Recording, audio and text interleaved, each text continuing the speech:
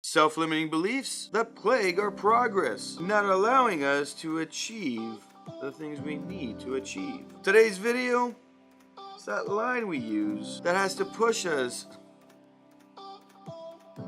at the moment when we need to be pushed outside of our boundaries. We've all used it many times, and you guessed it, but that's not me. Let's talk about it. Roll it.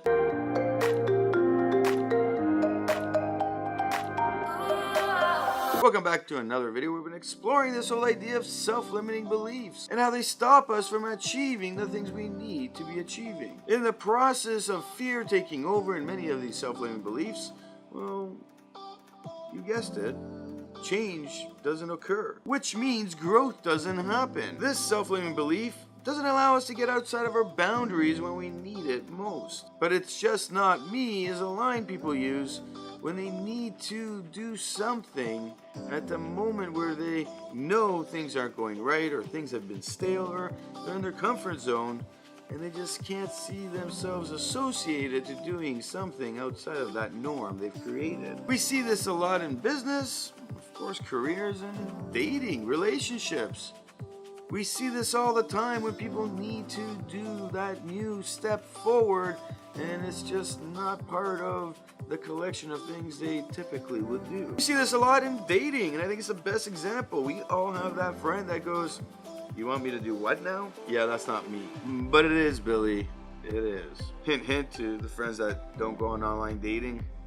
It's 2018. And I know it's hard because it's online, but yeah, things are changing. Times are changing, and you need to change too. So how do we handle this kind of thought process, and what do we do in order to actually start moving forward? Firstly, ask yourself what is occurring right now so that we can actually pinpoint where this self-limiting belief is coming from. Many times we will start talking with somebody and we'll see this fear popping out because they need to do something, and it's coming from that fear place of doing something new. So they know they need to change, however, they need that kind of a push in the right direction, that jumpstart, you would say, or a holding the hand process. Other times people are just stuck in their miserableness of seeing the same thing happen day in, day out, not allowing themselves to get out of their comfort zone. They believe that what they are doing is who they are, which I'll post above yesterday's video, and we really touch base on.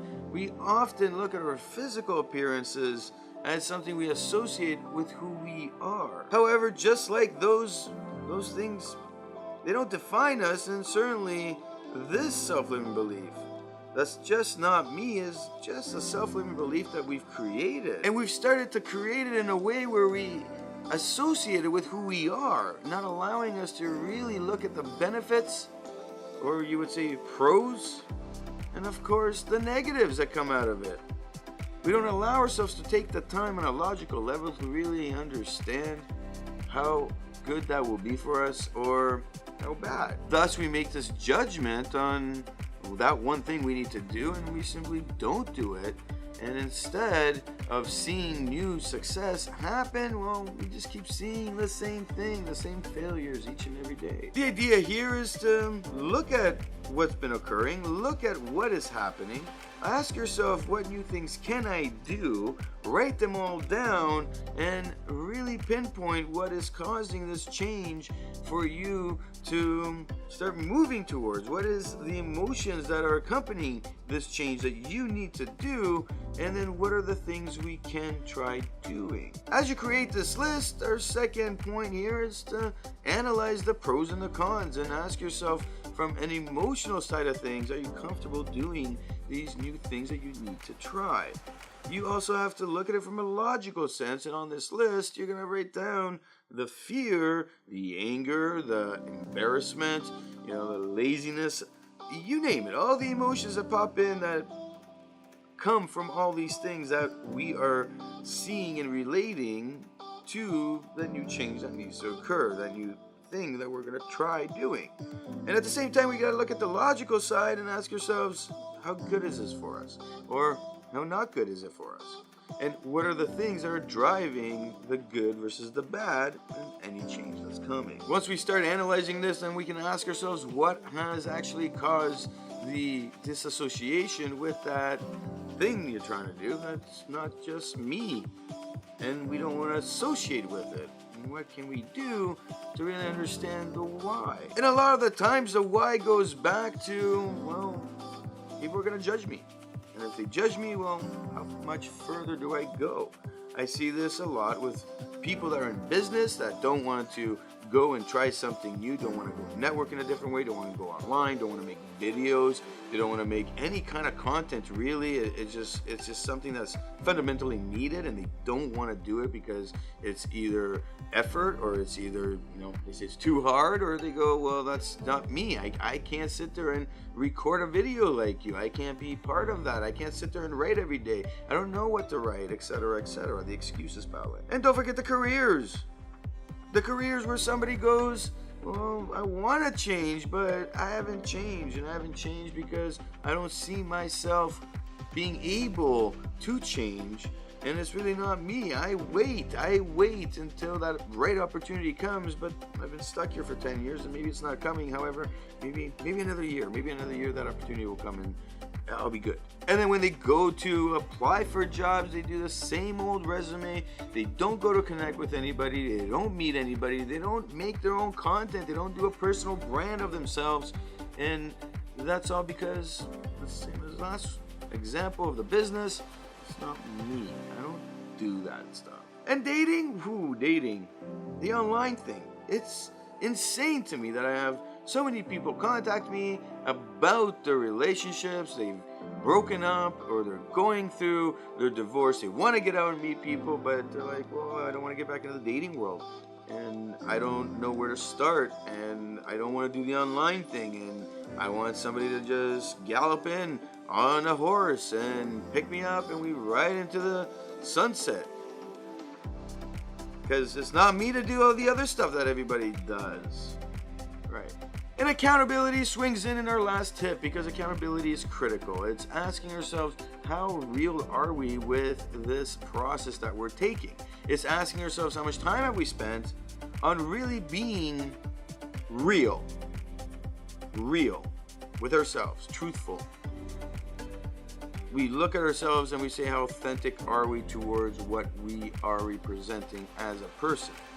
And we ask ourselves, what needs to occur in order for me to stop saying that's just not me in any one thing that we're trying to achieve, and ask ourselves, what do we need to do in order to get over this ego that has created this fear factor that is saying, hey, that's not you, don't do that, and really dive into the particulars and the fine details of what you need to do in order to start moving in that direction we need to start moving in. Integrity here is critical. Your principles and your values, what are they really right now? How have they changed? What has occurred? Because your integrity is making decisions, yes or no, based on the things that you hold dear for yourself, on those principles, on those visions of who and what you see happening, on those values that you carry with you. And of course, you're setting up a new mission and purpose of where you want to be in a year, 2 years, 5 years. And if it's in any one of these areas, which is basically our life, parts of all our lives, well, what are you doing to make sure you're moving forward? Where is the ego here, and how is it fighting with the integrity that you hold when you're making decisions? Again, this is the process we're taking in order to start, not efficiently do yet, but start making the right decisions at the right time. My name is Nikos Rentas. This is mentorsapproach.com. Hit that like button if you like what you see. Of course, hit the subscribe button to get your daily motivational idea to get you moving in the right direction. Of course, leave your comment below. Leave your story of a time where you said, that's just not me, and you ended up doing that thing that wasn't me. And how did it turn out? Pros, cons? What ended up happening? Leave your comment below. Leave your story so that when somebody watches this video, they'll read what you had to say, and who knows, it might relate and you might help change their life. Snow again.